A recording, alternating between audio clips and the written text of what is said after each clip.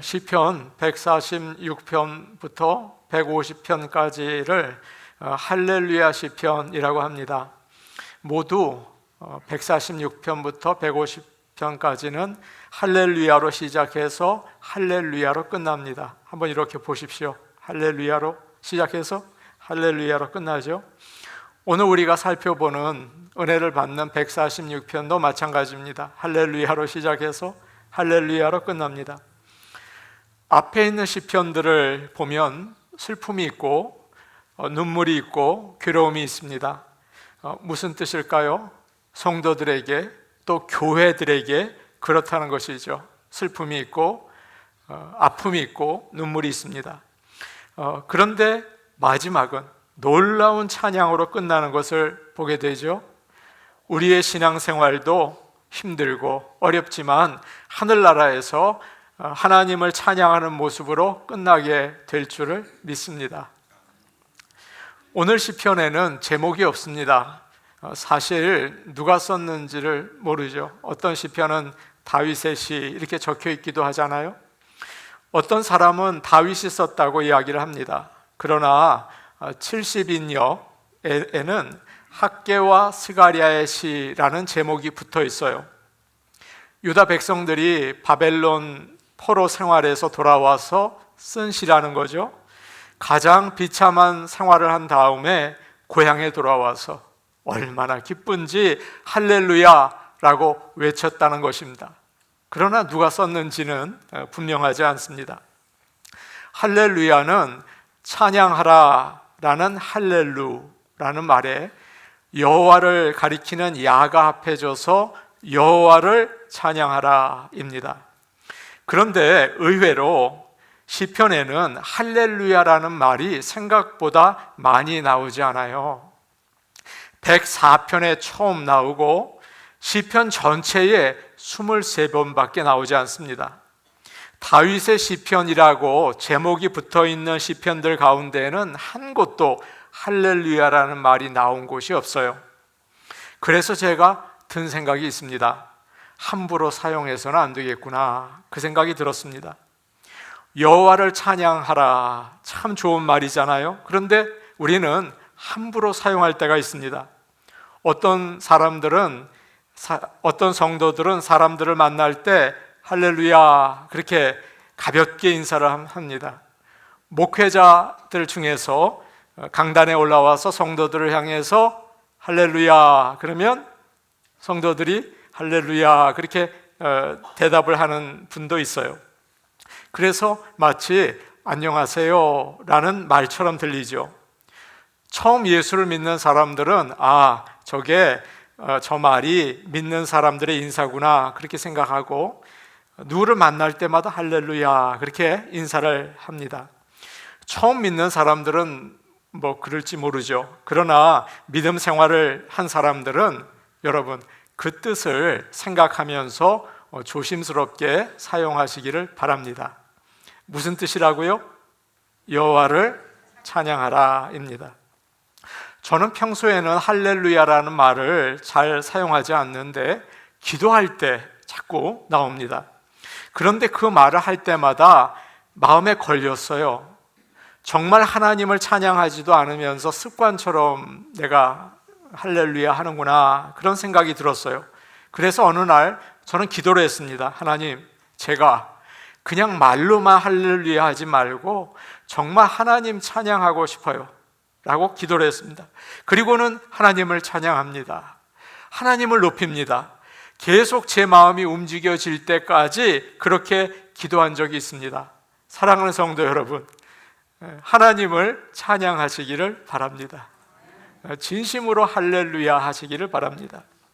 1절과 2절 말씀 우리 같이 보겠습니다. 1절, 2절 말씀입니다. 함께 보십니다. 시작. 할렐루야, 내 영혼아 여호와를 찬양하라.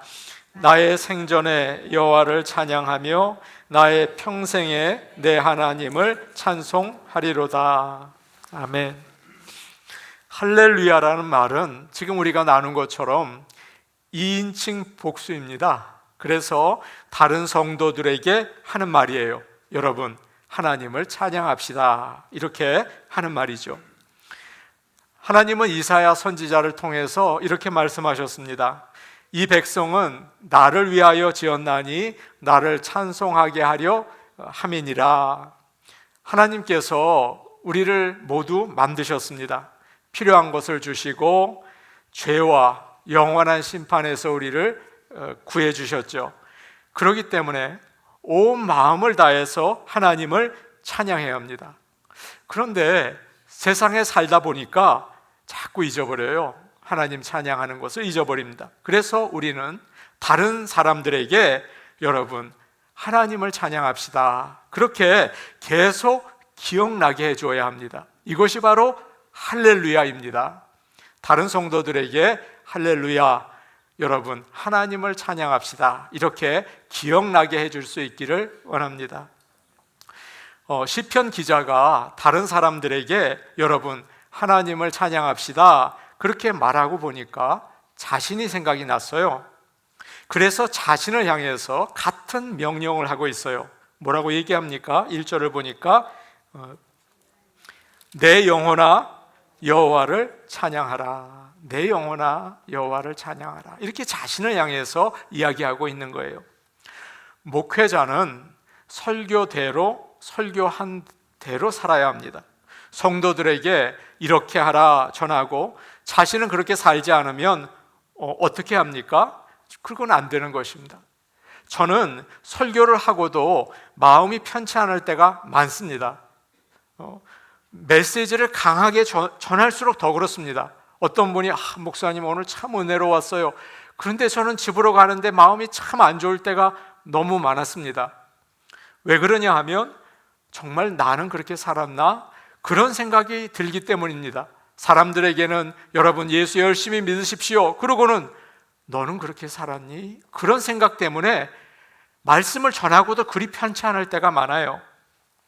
성도들에게 할렐루야, 여러분 여호와를 찬양합시다 그렇게 말했으면 목회자가 먼저 앞장서서 찬양해야 하지 않습니까? 사람들을 보고 찬양하라고 하고서 자신은 찬양하지 않으면 거짓말장이죠. 그건 위선이죠. 성도들이 열심히 찬양하는데 목회자가 설교 원고 보고 있습니다. 오늘 누가 왔나? 그거 두리번거리고 있습니다. 그거 잘하는 겁니까? 그건 아니죠. 그건 잘못하는 거예요. 때로 우리는 찬양을, 기도를 잘 드리고 설교를 잘 듣기 위해서 마음을 준비하는 것으로 생각할 때가 있어요. 그래서 설교가 제일 중요하고 그 다음이 기도고 찬양은 우리의 마음을 준비하는 거다 그렇게 생각할 때가 있습니다. 여러분 그건 착각입니다. 찬양은 그 자체가 하나님을 높이는 예배예요. 온 마음을 다해서 하나님을 찬양하시기를 바랍니다. 전에 주일에 제가 여러 번 설교를 할 때가 있었습니다. 여러 번 찬양을 또 부리고 설교를 하려니까 힘이 빠지는 거예요. 설교할 때 힘이 빠졌습니다. 그래서 아내가 저에게 조언을 줬어요. 여보, 찬양 살살해. 목 좀 아껴요. 그런 겁니다. 제가 그걸 들으면서 그건 아니지. 열심히 해야지 찬양을. 나의 영혼이 하나님의 심판을 받아서 영원한 지옥으로 가게 되었는데 구원을 받았다면 당연히 나를 구해주신 주님을 뜨겁게 찬양해야지. 그리고 찬양을 했습니다. 설교는 좀 힘이 빠졌을지 모르지만 열심히 최선을 다해 찬양을 했습니다. 이제 시편 기자가 스스로 이런 결심을 해요. 여러분에게도 오늘 이 예배를 드리면서 그런 결심을 하실 수 있기를 바랍니다. 2절인데 이렇게 자신에게 결심을 합니다. 내 생전에 여호와를 찬양하며 나의 평생에 내 하나님을 찬송하리로다. 그렇게 결심을 하는 거예요. 내가 일주일에 예배 시간 1시간 열심히 하나님을 찬양하겠다, 그게 아니죠. 내가 살아있는 동안 하나님을 찬양하겠다, 그렇게 결심하고 있습니다. 우리는 얼마나 더 살지 모릅니다. 짧죠. 살아있는 동안 여러분 그 귀한 시간 여러분 뭐 하시겠습니까? 맛있는 걸 먹어야지. 그런 분을 제가 봤어요. 좋은 곳에를 가야지. 여행도 가고 그런 분을 봤어요. 친구들을 좀 만나봐야지 전화를 해요. 그러실 수가 있죠. 그것도 좋지만 가장 먼저 해야 할 일이 있습니다. 나의 생명은, 내 남아있는 생명뿐만 아니라 나의 모든 생명은 하나님이 주신 선물이죠. 그래서 하나님의 영광을 위해서 사용해야 합니다. 사는 날 동안 하나님을 찬양하시기를 바랍니다. 오늘 우리가 부른 찬양이 제가 깜짝 놀랐습니다. 심전도사님이 그 찬양을 청하셨더라고요. 내 평생 사는 동안 주 찬양하리, 여호와 하나님 내 주를 찬양하리. 오늘 말씀의 내용이 아닙니까? 살아있는 동안 주님을 늘 찬송할 수 있기를 바랍니다. 그러나 사는 날 동안 매일 하나님을 찬양하는 게 저절로 됩니까? 절대 그렇지 않죠. 참 어려워요. 좋은 일이 있어서 찬양이 술술 나오는 날도 있죠. 그러나 항상 행복하고 기분이 좋기만 한 것이 아니에요. 갑자기 어려움이 옵니다. 경제적으로 참 힘들어지기도 하고, 또 사랑하는 사람이 병에 걸리기도 하죠.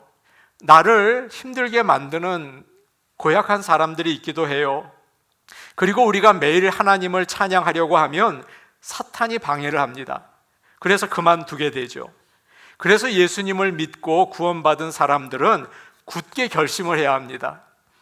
어떤 어려움이 있든지 또 기쁨이 있든지 살아있는 동안 내가 온 마음을 다해서 하나님을 찬양하겠다.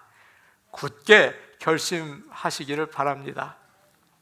다윗은 여호와의 법궤가 예루살렘 성으로 들어올 때 너무 좋아서 뛰면서 하나님을 찬양했습니다. 얼마나 좋아했는지 하체가 다 드러날 정도였어요. 그때 아내 미갈이 그걸 보면서 다윗을 책망했습니다. 왕이 채통이 있어야지 도대체 그게 무슨 망신입니까? 여러분, 그때 다윗이 어떻게 대답을 했어요? 내가 여호와 앞에서 춤을 추었소. 여호와께서 당신의 아버지와 그의 집안이 아니라 나를 선택하셨소. 나를 그의 백성의 지도자로 삼으셨소. 그래서 나는 여호와 앞에서 기쁘게 뛰놀 거요 라고 대답을 했어요. 미갈은 하나님보다 남편이 중요했고 사람들의 눈이 신경 쓰였습니다. 그러나 다윗은 하나님만 바라보았어요.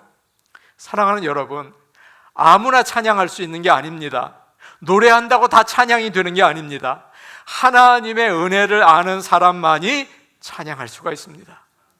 어떤 상황에서도 온 마음을 다해서 하나님을 찬양할 수 있어요.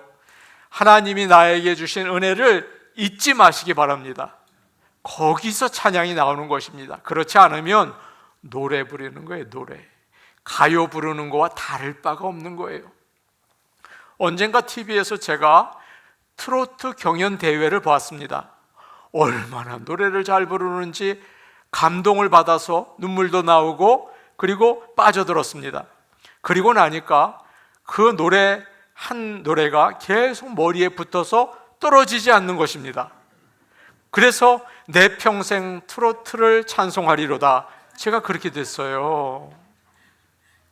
얼마나 힘든지 아무리 끊으려고 해도 다시 생각나고 밥 먹다가도 다시 생각이 나고 정말 하나님 앞에서 부끄러워서 견딜 수가 없었습니다. 그러다가 너무도 좋은 방법을 제가 발견했어요. 그것을 지우려고 찬양을 들었습니다. 그러니까 마음에 닿는 찬양이 머리에 딱 붙게 되었어요. 하나님을 찬양하는 기쁨이 제게 밀려왔습니다. 여러분, 그 방법 사용하시기를 바랍니다. 오늘 내가 살아있는 동안 하나님을 찬양해야겠다. 늘 찬양해야겠다. 그렇게 결심할 수 있는 오늘 이 시간이 되기를 축복합니다. 아멘. 3절과 4절 말씀입니다. 우리 같이 보겠습니다. 3절, 4절 말씀입니다. 같이 보겠습니다. 시작.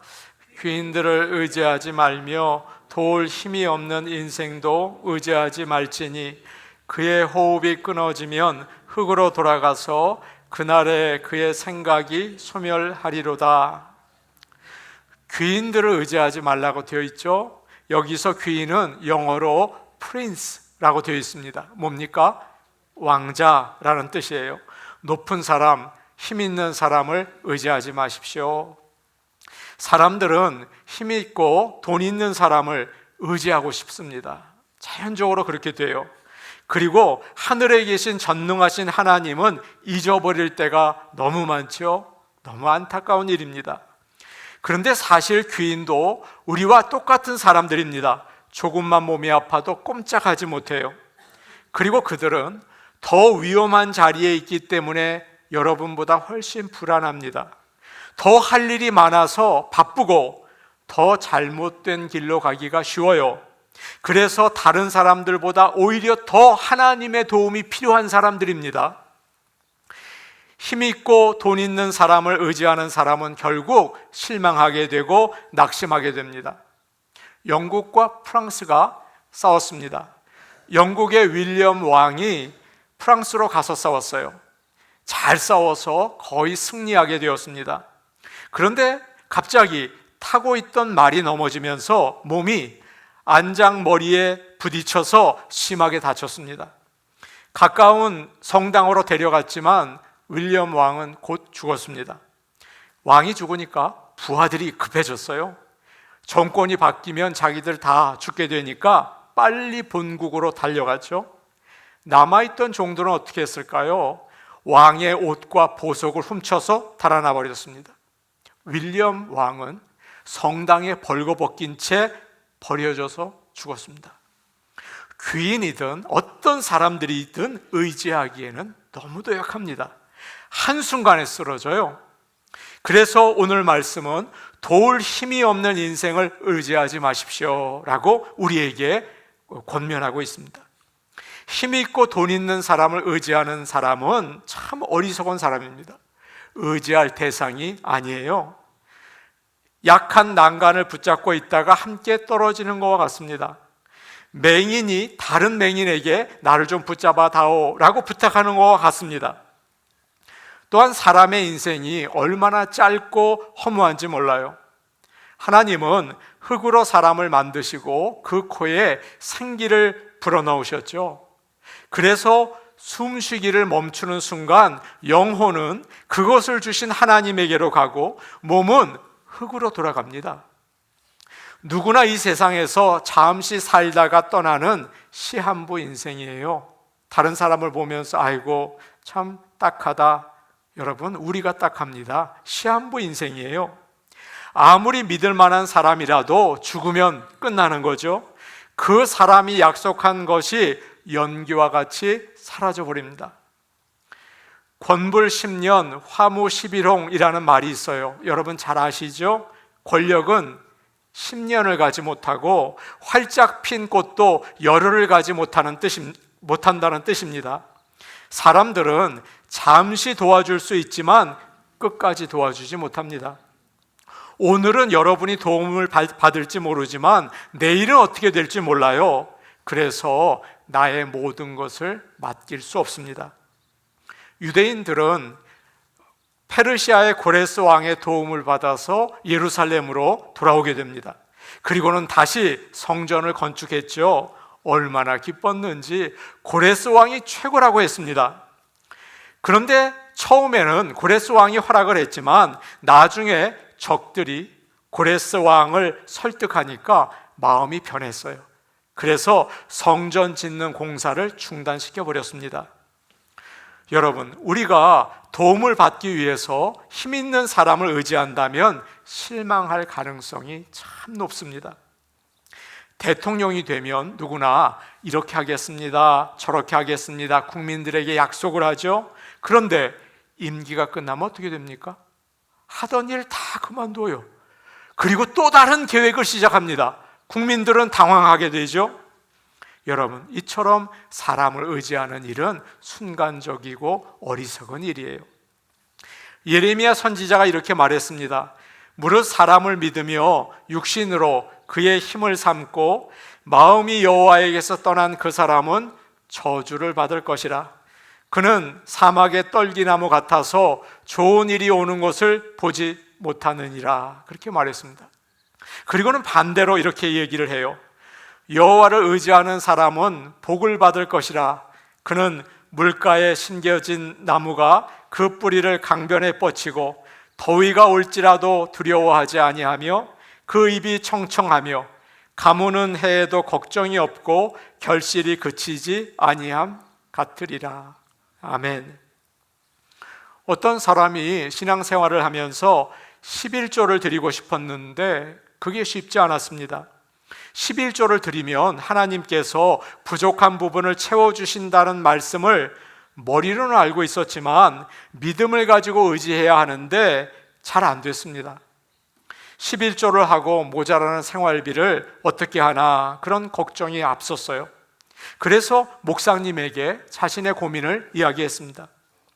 목사님은 그 성도에게 이렇게 어드바이스를 해주었습니다. 성도님, 제가 생활비의 부족한 부분을 채워드리면 한 달만 11조를 드리실 수 있겠습니까? 그가 잠시 생각한 다음에 대답을 했습니다. 아, 그러죠. 부족한 부분만 채워주시면 제가 한 달만 11조를 드려보겠습니다. 그러자 목사님께서 대답을 했습니다. 자, 한번 생각해 보십시오. 성도님은 가진 게 별로 없는 나 같은 사람을 신뢰하신다고 하셨습니다. 그런데 온 우주를 가지고 계시는 하나님은 의지하지 못하고 있지 않으십니까? 그렇게 얘기를 드렸어요. 그분은 무슨 말인지 깨닫고 그때부터 하나님께서 공급하실 것을 믿으며 11조를 드리기 시작했습니다. 사랑하는 여러분, 11조를 드릴 수 있는 믿음의 사람이 되기를 기도합니다. 그것이 11조가 돈의 문제가 아니고 하나님을 의지한다는 믿음의 표시인 것입니다. 우리는 아내를 의지하고 남편을 의지하고 자식들을 의지하고 친구들을 의지하며 삽니다. 얼마나 정성을 쓰는지, 얼마나 사랑을 하는지 모릅니다. 그러나 어느 날 그들이 훌쩍 떠나가 버리면 내 인생이 이게 뭔가, 나는 무엇을 위해 살았나 이러면서 상처받고 절망하게 되죠. 사랑하는 여러분, 사랑하지 말라는 말이 아닙니다. 의지하지 말라는 뜻이 아닙니다. 잠시 의지하지만 언제든지 떠날 준비를 하시기를 바랍니다. 그들보다 하나님을 바라보아야겠구나, 하나님만 믿고 따라야겠구나, 그 사실을 여러분 꼭 기억하시며 남은 인생을 사시기를 바랍니다. 5절 말씀 우리 같이 보겠습니다. 5절 말씀입니다. 함께 보십니다. 시작. 야곱의 하나님을 자기의 도움으로 삼으며 여호와 자기 하나님에게 자기의 소망을 두는 자는 복이 있도다. 야곱은 참 별로죠. 형 에서의 발 뒤꿈치를 붙잡고 태어난 사람입니다. 태어날 때부터 붙잡는 게 이 사람의 특징입니다. 무언가 붙잡으려고 합니다. 무슨 이익이라든지 자기의 욕심을 위해서 살았습니다. 잘 아시는 것처럼 야곱은 형의 장자권을 붙잡았습니다. 아버지를 속이고 그 축복을 받았죠. 도망쳐서 하란에서 삼촌 라반과 함께 20년을 살았습니다.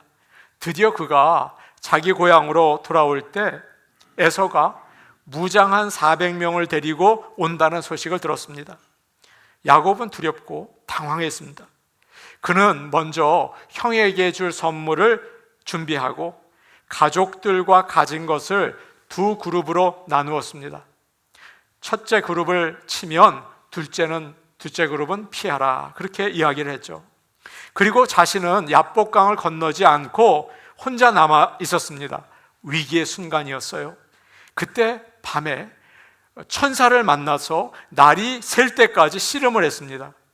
야곱이 하도 붙잡으니까 그가 야곱의 허벅지 관절을 쳐서 다리를 절게 만들었어요. 그런데 야곱은 끝까지 붙잡고 놓지 않았습니다. 천사가 나를 가게 하라, 이렇게 야곱에게 이야기를 했죠. 그러자 야곱이 대답을 합니다. 당신이 내게 축복하지 않으면 가게 하지 않겠습니다. 그때 비로소 천사가 야곱에게 축복을 해요. 이제부터 너의 이름을 이스라엘이라고 부르겠다. 여러분, 야곱이 위기의 순간에 목숨을 걸고 하나님을 붙잡았습니다. 지금까지는 사람들을 붙잡았어요. 물질을 붙잡았어요. 그런데 이제는 하나님만을 붙잡고 있습니다. 그래서 그는 거기에서 하나님의 얼굴을 보게 됐어요. 그리고 하나님의 도움과 소망을 찾게 된 것입니다. 더 놀라운 사실이 있어요.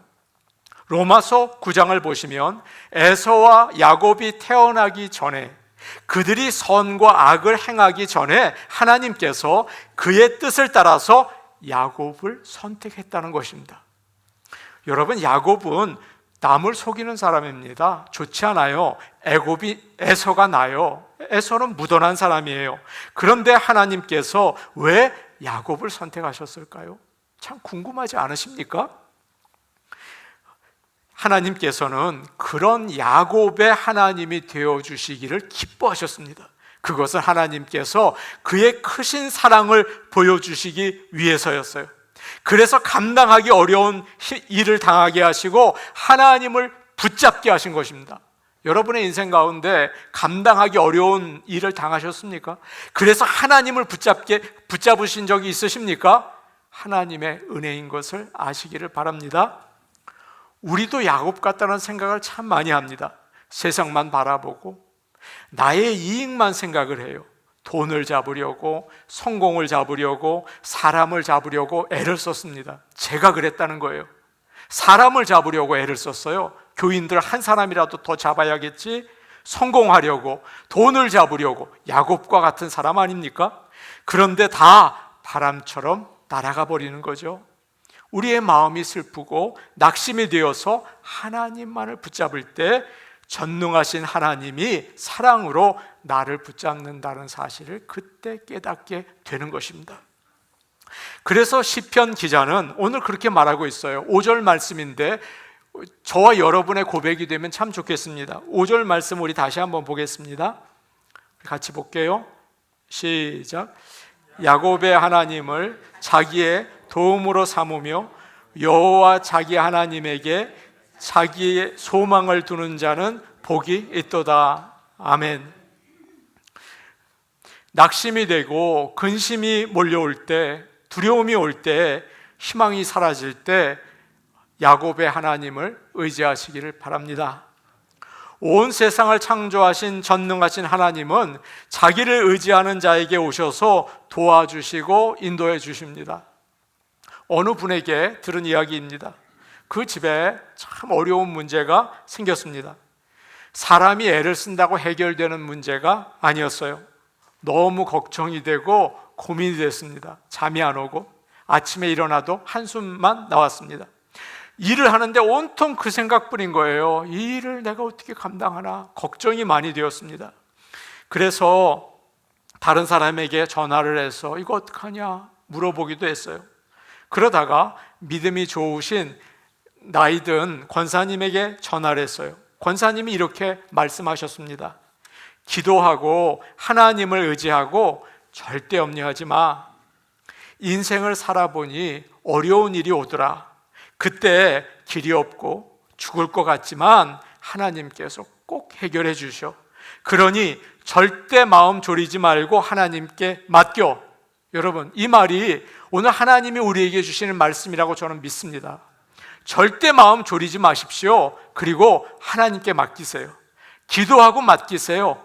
하나님이 눈 녹듯이 해결해 주시는 것을 이 권사님이 경험했고 많은 믿음의 사람들이 경험한 것입니다. 왜 사람들 말은 들으면서 하나님 말씀은 듣지 않으십니까? 믿고 맡기세요.